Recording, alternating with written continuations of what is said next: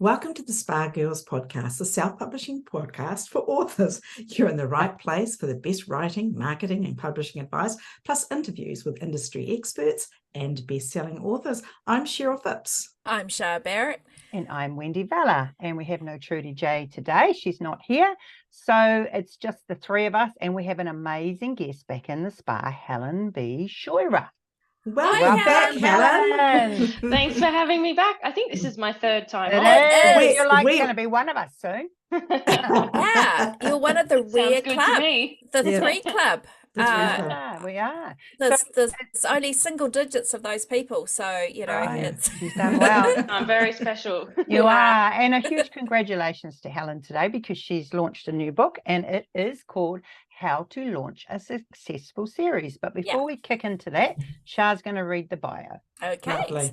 So Helen B. Scheuerer is the best-selling fantasy author of the series, the Oremere Chronicles, Curse of the Cyren Queen, and the Legends of Thezmarr. I'm pretty sure I butchered that one. Yeah. Her work has been highly praised for its strong, flawed female characters and its action-packed plots.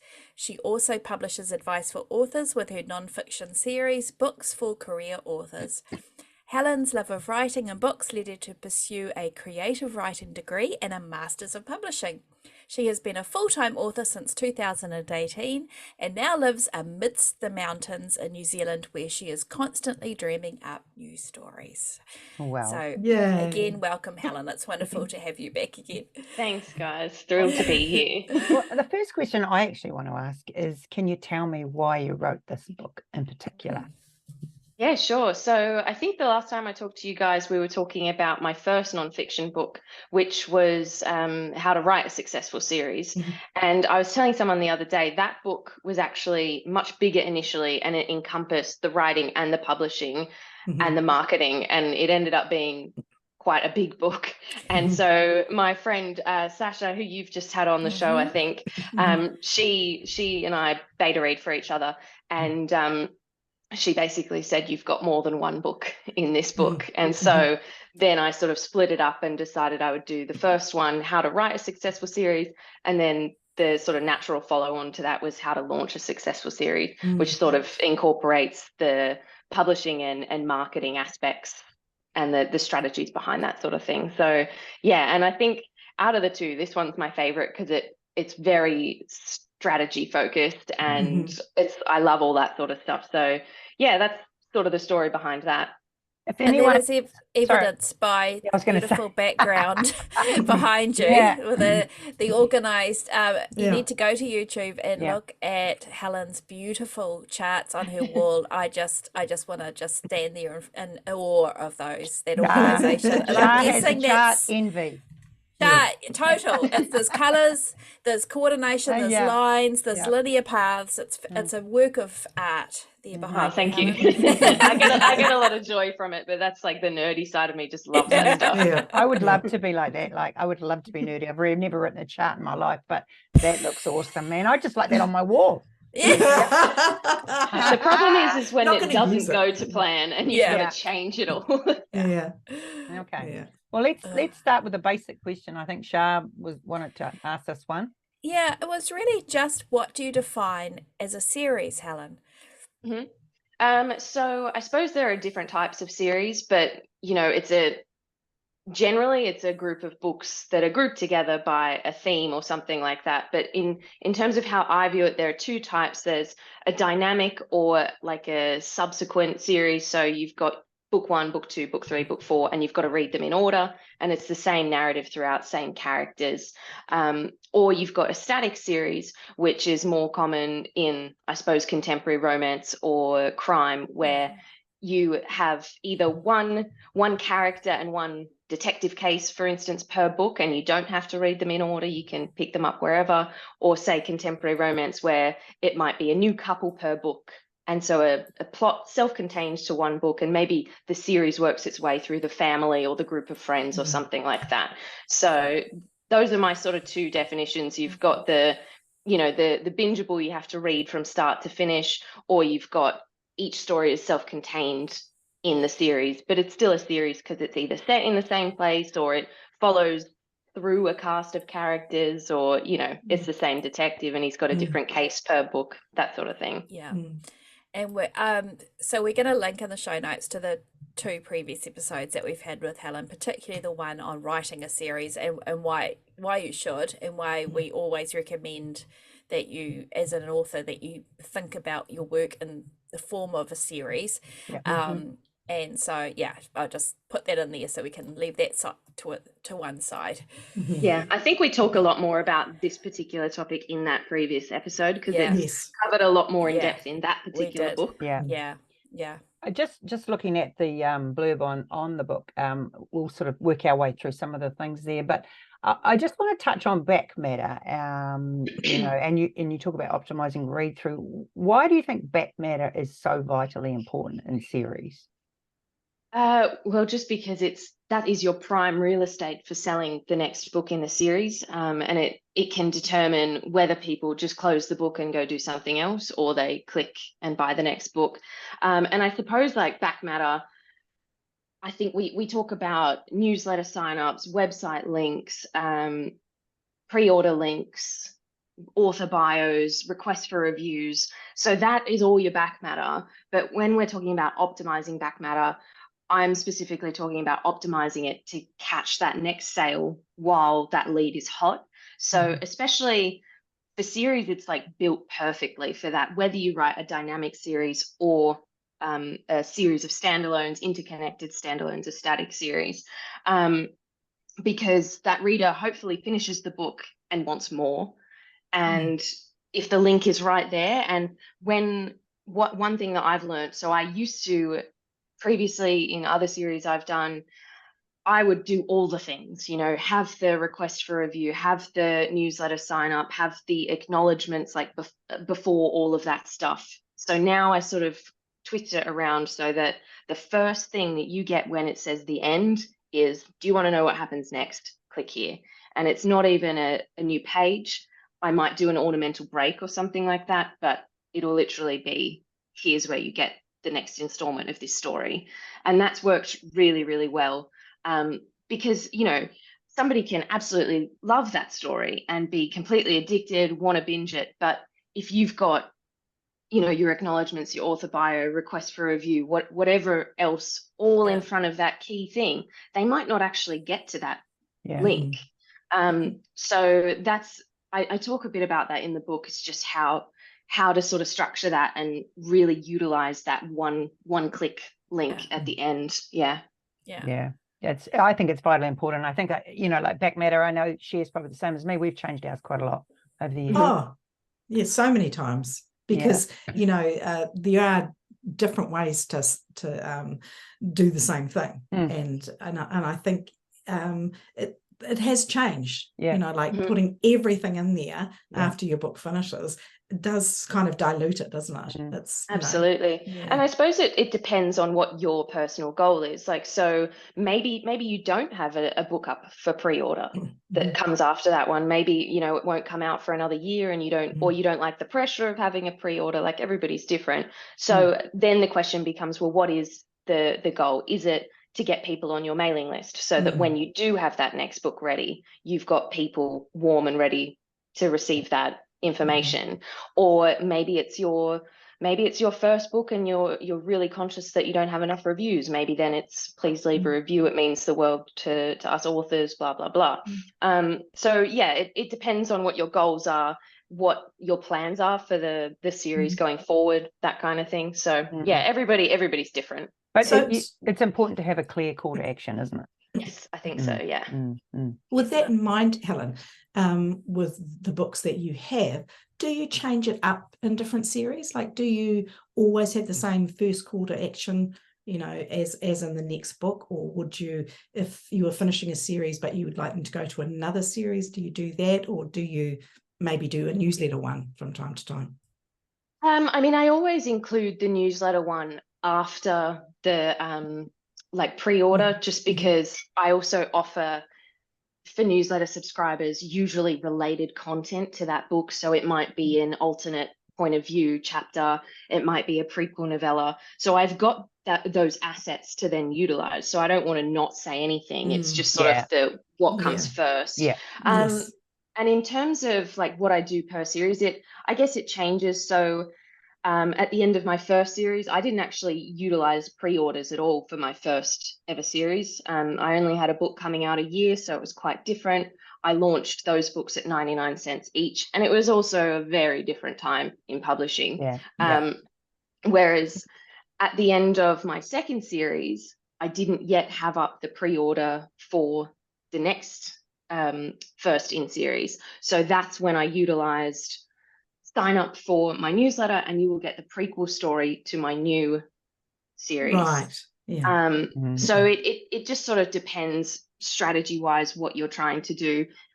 For this year, I've basically done the same thing for every book, which is, you know, the final line of the book, ornamental break. Want to know what happens to X and Y next? Click here, buy the next book, or pre-order the next book. So yeah, it does change, and I think it mainly changes between the end of a series and the start of a new one. Yeah. Right. Generally from a series that's ongoing, it's the link is always the pre-order to the next book for me. Yeah. And that's what you want, isn't it? You want That's them a to good buy. point too. Yeah. You want them to buy. That's it. They're already hot. They've just read the story. They loved it. What's Exactly. next? How can I get more of this? And especially if it ends on a cliffhanger, which mine generally do, because I write that dynamic style of series where you have to keep reading through. They all end on a cliffhanger. So the first thing I want them to think is, oh my God, I want to know what happens next. And I want to be the first to know. So hit that pre-order button. Yeah. Yeah. No, that makes perfect So sense. as part of your you talk in your book about the power of, or the potential of pre-orders, which you've covered a little bit now, but I'm just wondering if you could just expand on that a bit. Are pre-orders suitable for authors at all stages of their writing? Like if you've got, say, maybe 1 or 2 books versus 20 kind of thing? Yeah. Like, how does it change, or does it? Well, I think it depends on your personal goals, your personal style of launching, and, you know, how you work under pressure, all those sorts of things. So, you know, if I was a brand new author launching a book 1 in a brand new series, I probably wouldn't do a super long pre-order period. Maybe I would go for more of a bang sort of launch, like, you know, rather than a slow lead up. I want that burst in the rankings and stuff like that. Whereas once you've been doing it for a while, for me personally, one of the benefits of doing pre-orders is just having the link. So to be able to schedule promotions, to be able to, you know, schedule my newsletters, to give the links to reviewers, to collaborate with other authors, and all that sort of prep work ahead of a launch for me, because I like, as you can see behind me, I like being organized. So when I launched my first series, I launched all of those live. So literally pressing publish, and then it was live that day. And that worked well back then for me. Again, it was a different time in publishing, but also it meant that it was easier to get higher in my categories in the rankings. Like I was able to get the orange bestseller tags for those books because there was this influx towards it rather than a diluted sales over a longer period of time. But yeah, it really depends. Like I know some people don't like having a pre-order up because there's that hard deadline that you have to meet. And that's a lot of pressure for some people. And I mean, for me personally, I won't put a pre-order of a book up until I either have a draft of that book ready, or I know I will have the draft of that book, because I'm quite an anxious person. I'll just be sat there going, oh my God, what if I don't make that deadline? So yeah, I don't know if I've answered your question. Yeah, no, that's good. I think it's a little bit of know thyself. Yeah. And in terms of length of pre-order, it's sort of a personal thing, or would it be a subgenre thing as well in terms of expectations? I mean, for the first in the series, I think that's up to the individual author. Again, if you're like brand new, I don't think you need a 6-month pre-order period or anything like that. I think for the subsequent books in a series, it doesn't matter. It could be 6 months, it could be 9 months, whatever. Generally what I do when I set the pre-order for the next book for when, so say book 1 is about to launch, I'll have book 2 up for pre-order, so I can have that link already in the back matter of book 1. but I always build in a buffer time. So I might intend to have the book come out.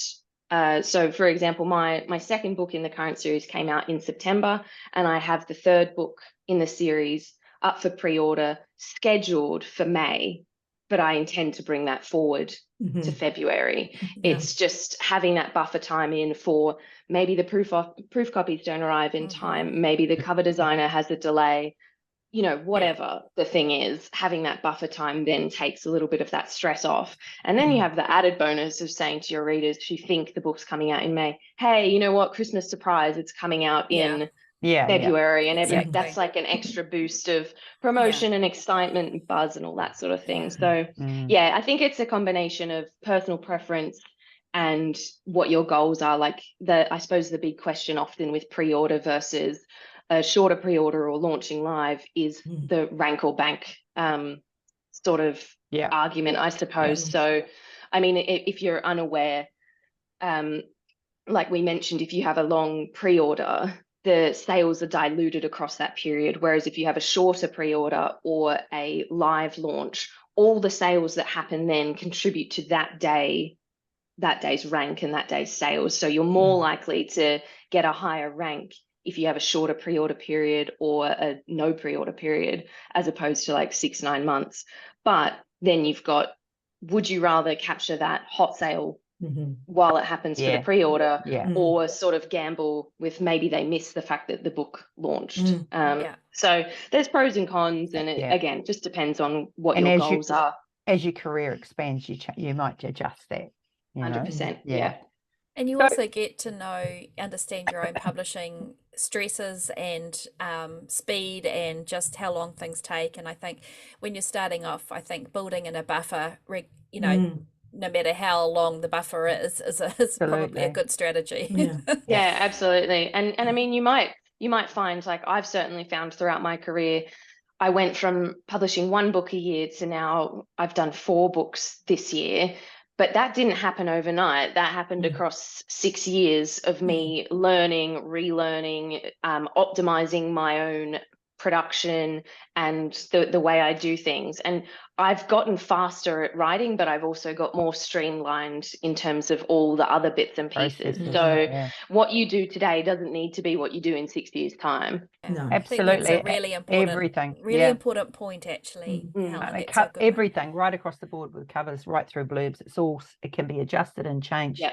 So, sorry, Sher, go. You got something else? I was just one thing to add to that is that you know, you can't factor in how people are going to react, the people that do things for you, like art readers and editors and things like that. So it is just a guesstimate. And so by giving yourself a buffer, that it just takes off so much pressure. I mean, I've had a a beta reader, unwell or something like that, and you can't pressure people when they're doing favors for you to make sure that this happens, or even reviewers. Actually, I mean, reviewers probably more so, to get a book up by a certain time, because life happens. So I think that buffer makes a huge difference. Yeah, 100%.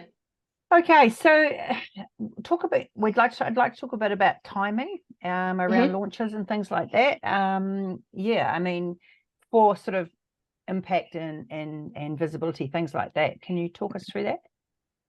Yeah, sure. So, I mean, again, it depends what the individual author has on, what their sort of style is, and, their strengths and stuff.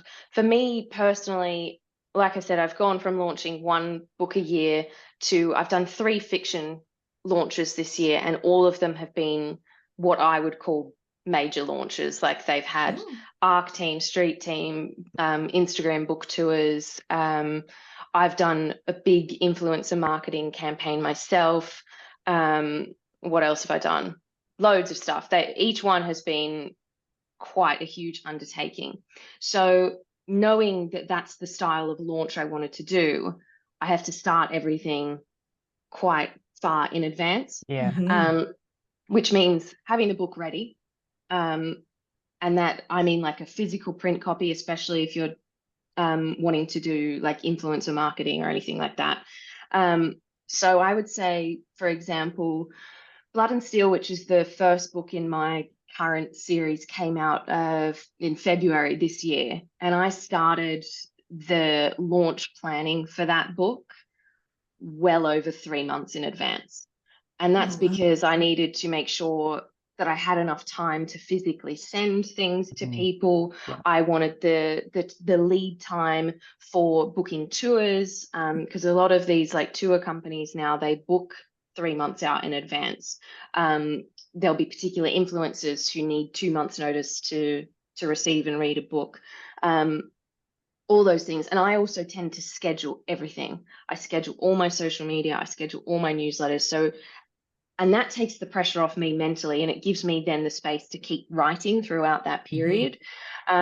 So that's me personally needing that time. I know people who will write the book, publish the book, promote the book, and then the next thing, and it doesn't have to be this huge thing. And in how to launch a successful series, like I do talk about that you don't have to do all this stuff. The launch style can be what you want it to be. So I was saying to someone else, I've just launched. So I've launched the 3 fiction books this year, all very hard launches. And then the book I'm launching today, the nonfiction, it's a soft launch because I don't have much left in the tank. And I'm also trying to build my reserves for the next launch in February. So it's about like assessing what style of launch, how hard you want to launch, and then what your plans are for the rest of the series. Are you rapid releasing? Can you only write 1 book a year? And that then determines the timing of how, like maybe you stockpile, maybe you don't publish for a year because you write all the books and then you rapid release later. So I wish I had like a hard and fast rule for like sort of best timings, but it really depends on each person's, how much they're writing, how much they want to publish. Budget is another one. Like one thing I've learned, the more and more books I've been writing and publishing each year, is you still have to pay all that, the cover, the editing, the proofing, all of that up front. And especially if you get a couple books ahead, like I am now 2 books ahead. So I've written the book that's coming out in June next year. That's ready to go. But I haven't seen the royalties for book 3 because that's not out yet. And I haven't seen the royalties for book 4, but I've paid for everything for books 4 and 3. And having that budget to pay for all that stuff in advance without getting the return is also a factor to consider when you're plotting out how many releases you want. You're actually mind-blowingly organized. It's very impressive. Can I ask you something about the timing of this nonfiction book?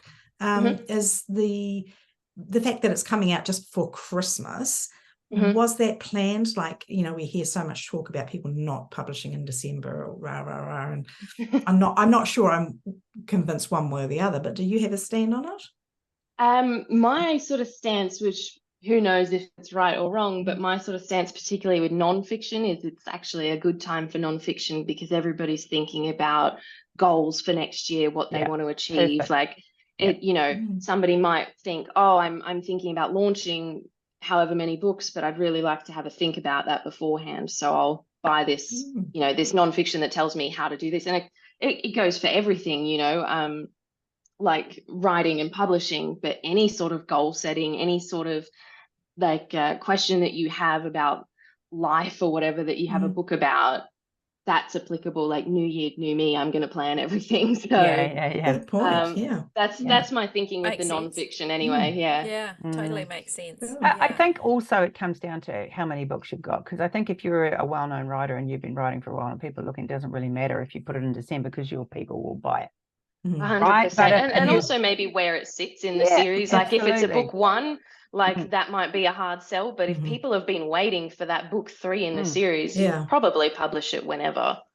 Absolutely. And exactly. And I mean, I think we all have different launch strategies. Cher will have a different one from me, and but it doesn't mean to say one's the, you've got to work out what shoe fits you, don't you? Exactly. And, I mean, people would look at your board and stuff and go, Wendy's obsessed with your board now. Because I know that I never control a board like that. I put a wall planner up at the beginning of the year and I haven't written a word on it. So I'm the opposite. If this is blank, I feel panicked. And I understand that it will change. And I mean, this one behind me, so the 2023 wall planner, I have quarter 1, quarter 2, quarter 3, quarter 4. I've got my production across the whole thing. it didn't account for the fact that 3 weeks of this year I was sick as a dog and couldn't do anything, and right. 3 different times. So 3 different times I had to move the entire thing around. But I think just for me and how my brain works, like I'm number 2 futuristic, so I need to see the path before me, and if it changes, like I'll deal with it. But if I have no plan, that's where I'm freaking out. I would love to see the path before me. I'm just too lazy to map it, you know. I don't think that's true. I'm the other way around. Know. You know how you get overwhelmed if it's not. I get overwhelmed if that was there in front of me. I would be totally overwhelmed and mind blown. So I can only, isn't it? I can only, like, I've got an assistant. Don't get me wrong. She is like you, you know. But for me, I'm just like, just tell me what I need to know this week. Today. Like right now, you know. So I wanted to ask just about, you mentioned ARC team and reviewers. So just for anybody new, the ARC stands for Advanced Reader Copies, and it's kind of a throwback, isn't it, really, to the past days of traditional publishing where they had advanced readers that were physically sent a copy. Now, for the majority of self-published authors, they send out digital copies. So just wonder if you could just expand on that a little bit, Helen. So I mean, generally, I suppose the point of an ARC campaign is to generate buzz about the upcoming book. It's hopefully so that when the book launches on launch day, you have a little bit of social proof in the form of Amazon or Goodreads reviews, so that as you're sending people to this link, they can see, oh, it's got a couple of reviews. Some people have read it and liked it. It's just that social proof. So that's sort of the point of it. And I guess it depends. Like, I've sort of changed the way I do things over the years. Like, now I'm much more focused on having a street team, which everybody in a street team gets an ARC, but there's the added element of this is purely for promotion. So anybody on my street team is sort of like a cheerleader for me, essentially.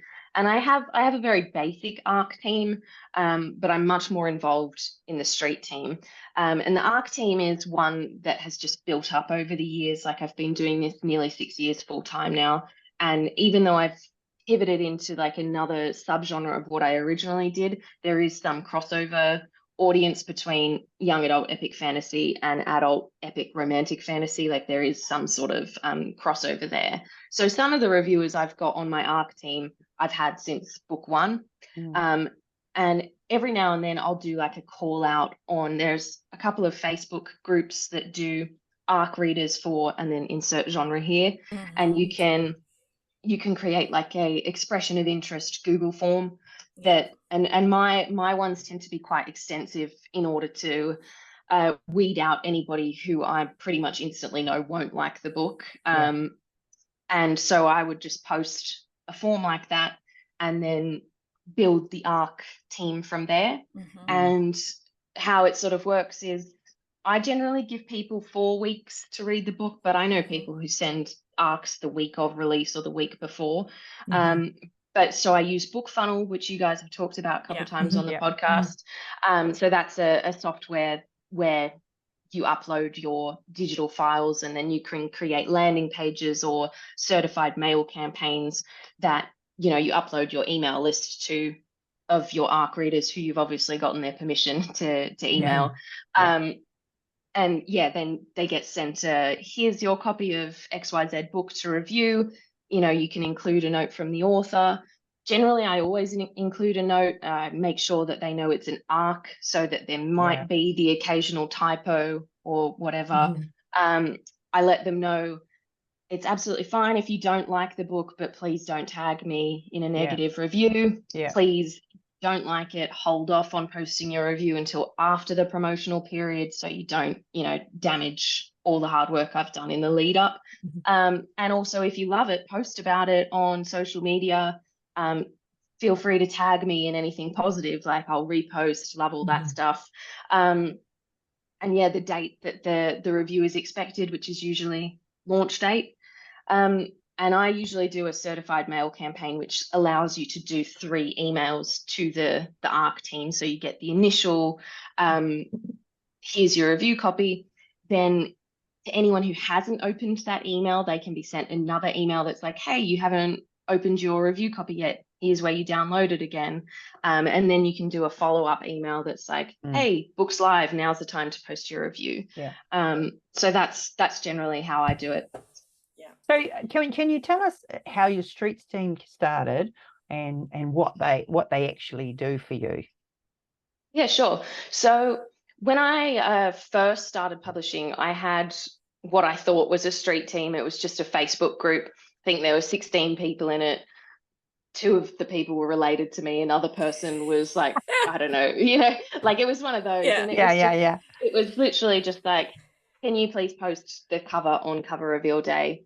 And can you please review the book? And that was for the first book in my Oremere Chronicles series. And then I promptly forgot about it for about 5 years and forgot it existed. And so it must have been towards the end of last year, and I was brainstorming all the different things that I wanted to do for this new series. It's, a new subgenre for me. So I was trying to reach a new audience. I was like studying what other people were doing. And I talked to a couple of authors and they're like, oh, you should really do a street team. And I was like, oh, I've never done one before. And it actually took a reader of mine saying, yes, you did. You did one 6 years ago with this. I was in it. And I was like, oh gosh. Don't you love that? That was a bit embarrassing. But basically from there, I realized how much I wanted it to evolve from what it was. So how I set it up was I did it similar to the art campaign, did an expression of interest form. I had decided previous to that I was going to run it on a Discord server because I've been in like Facebook groups or Facebook Messenger threads where it's just so hard to follow anything. And the information is just overwhelming. So what I liked about a Discord server was that I could have different channels for different things. I could have a general chat. I could have a spoiler chat. I could have a channel for media materials, which is where you would find all the cover images, my media kit, anything to help the team make content. I had a channel for weekly challenges, a channel for ongoing challenges, and I also had whatever the next book in the series was, I had a channel for teasers for XYZ book, so that as they're finishing the book that they're about to promote, I'm giving them teasers as like a little reward for being in the team for the next book. So they're the first people that get quotes or the working cover, like in progress. So it's really about creating that community. It's about creating that buzz, that element of exclusivity, behind the scenes sort of thing. And so basically then I take the expression of interest form and I do vet it. Like I don't take everybody in it. And especially now that this current series is doing quite well, the amount of people interested has like tripled, and I don't want to manage that amount of people. What's a good number, do you think? It really depends. Like I prefer it to be a bit smaller. So I think my last street team had maybe 30 or 40 people, but I also have my assistant helping me. Like I couldn't write full time and manage the street team. But that's because mine is so extensive. Like I think I must have about 10 channels in my Discord for various different things. And they're super active, and it goes on for 4 weeks. But you can do a much smaller version of that. You could do a week-long thing. You could 2 weeks, 3 weeks, whatever. And maybe you don't do a challenge every week. Maybe you just, ask a question, or you do this, you do that. Like there are varying degrees of how intense it can be. So yeah, I tend to be about 30. I reckon 30-ish sort of people in it is a good amount for me. And they're creating content for me for Instagram and TikTok. They're leaving reviews. They're generating buzz and discussion, not only like outside the group, but inside the group. They're all theorizing with each other, and it's really fun. So that's been quite powerful this year to do that. And it's a lot more sophisticated than my previous Facebook group with my mum in it.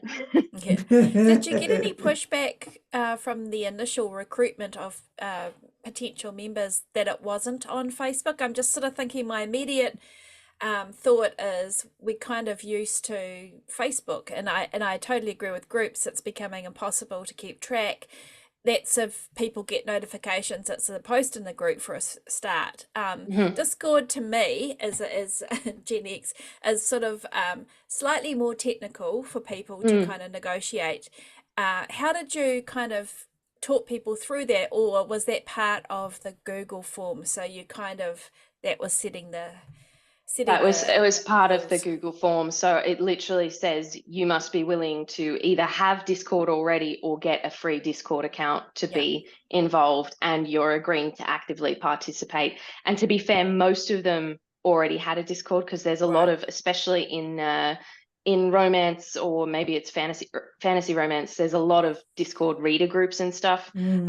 So most people were either had a handle already, or they were like, oh, don't worry, I'll get one. But you make a good point about sort of being quite specific on the form. So particularly for me, going from young adult to romance for adults, I had to be very sort of explicit in terms of the steamy content and the terms of expectations there. So previously I hadn't written any sex scenes, or maybe one or two, but they were very, like, you know, basic.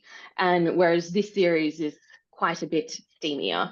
And so I didn't want someone who had loved my YA fantasy to then go into this and be shocked. And it's really not their cup of tea, which is absolutely fine. So in the Street Team form, it had stuff like, are you willing to have a Discord account? Yes, great. This is where this book rates on a steamy scale, and I would have a graphic of like chili peppers or whatever that explained, you know, fade to black, open door, explicit, you know, 4 or more sex scenes or whatever, and have where the book sat. And it was like, are you comfortable with this content? Yes or no? And you know, and then also like things like trigger warnings, like it's epic fantasy, it's got violence, battles, gore, monsters, that sort of stuff. So being as sort of clear in the Street Team form itself really helps then later when you're doing the recruitment process. You can instantly see if someone's going, no, I won't have a Discord, and no, I don't like Steam in my whatever, then you can be like, well, no. And also at the beginning of the form, it says only successful applicants will be contacted. So you're not having to email. You don't have to send rejection letters. So sorry. Exactly. So that's been really helpful. And I mean, I've done that 3 times now, and each time I've tweaked the form based on something I learnt the previous time. The later books in the series, the Street Team form, you have to leave a link to the review of the previous book that you've left, so I know that you've read books 1 and 2, because if you read book 3 out of context, like, it makes no sense. It's a dynamic series. You'll be coming in right at a battle, you know. So you actually do a Google form for every single book. So once you're on the Street Team, that doesn't automatically give them the right to have the next book? Pretty much. So at the end of the Street Team period, say I've launched book 1, we've done 4 weeks of promotion, and I do basically an end post that says, oh my God, thank you so much. You've been incredible. As a reward, here is some bonus art no one's seen. Here is the first 3 chapters of the next book that no one's seen. Here's this, that, like, give them a couple of things that I always try and under promise and over deliver, so they don't know they're going to get any of that stuff at the end. That's just a bonus. And then the last thing I do is, if you're interested in the next book in the series, you've got the first access to the expression of interest form. So it doesn't guarantee that they're in it, because I might see that then they actually hated the book, you know, and then why are they on the next Street Team? So I still want that vetting process. But the people who are in the current Street Team get early access to the next Street Team form. And generally, if you were on that Street Team and you had a good time, you're in the next Street Team. It's, you know, I become familiar with the names, and also my assistant helps as well. And we remember, oh, this person posted that great reel, or this person was super active. It's very, I don't think I've yet had to remove someone from the previous, if that makes sense. Yes. So you run it from a month from the day of release, or do you start before? So I've sort of experimented a little bit this year. I think for book one, I did like a 5-week period. So it was like 2 weeks before launch week, and 2 weeks after. And that was too long. I could see the interest, like, because everybody gets the book at the start of the street team. So they're getting it so far ahead that all their excitement and stuff is almost like over by the time launch is happening. And then I did a 3-week one, and I was like, oh, that's a bit short for this amount of people and for what I was trying to do. So then the last one I did was 4 weeks, and I think that was about right. So it was 1 week before the launch week, 1 week after, and maybe 1 week after that. Can't really remember. Something like that. And that was sort of the sweet spot for me. That's awesome. Wow, my mind is blown again. Every time you come on, I learn something. I think one of the things that I'm picking up that's been a sort of a recurring theme that I've picked up is that you're tweaking and you're learning as you go, Helen. And I think that's really important for everybody listening to realize that, you know, there isn't one right way to do anything in this business, which we say pretty much every episode, but also that as an author, you're learning things about how it works for your particular thing. So you can look at another author and say, this is what they're doing, and by all means use that as it's like a blueprint. But also understand that yourself and your work and your subgenre and all of that, it might be slightly different. So I think that's really important, that you're learning as you go, and also what works for you, right? You've got to sustain this. You still got to write books. I think it's very easy to fall into launching or promotion, the giant pit of time that it takes up. So and forget to write. And I like the idea of putting a time around that street team, particularly. I think that's a really good idea. Really good. Actually, I like the idea of a street team. I've heard about it so much, but I've never actually launched into it. Do you reckon it would work for every genre, or do you think that fantasy is really good for it? I mean, literary fiction probably not so much. But like I'm lucky in that fantasy romance is a very community driven genre, very vocal fans, and they just want it. They want to talk about it all the time to each other. They want to create content. I think romance in general is quite good for it, but also it might be dependent on age. Target age group as well. Like, I think people who are older, who have kids, and you know, they're super busy. They're not sitting there making Instagram graphics for someone they don't know to post like alongside pictures of their kids, you know. So I think I guess part of what I talk about in this book and the previous one is the importance of doing your market research. So having that understanding of your genre. Does TikTok work for my genre? Will street teams work for my genre? Or, you know, I want to do a street team, but maybe Discord isn't the right platform. Maybe it is, like you said, Facebook. Maybe it's Slack. Maybe, you know, there's so many different platforms. Maybe it's just a group of people on Instagram, you know. So having that deeper understanding of your genre and your market will tell you where these platforms are most powerful, which platforms are most powerful, and, you know, if certain strategies will work or won't work. I mean, maybe you try it anyway and you're an outlier. Well, that's right. Just and got to experiment. Someone always starts, right? There's always the leading. Exactly. Well, I think we're sort of coming up to that hour mark now. Is there anything else you just want to, you know, overview about the book or share with us about the book that our listeners would like to hear about? I suppose about the book is it's quite a personal look at how I deal with series. So at the back of the book, it's got a chapter on each one of my series launches. So a case study on exactly what I did, what worked, what didn't work. And also what I did differently for the second nonfiction book as opposed to the first.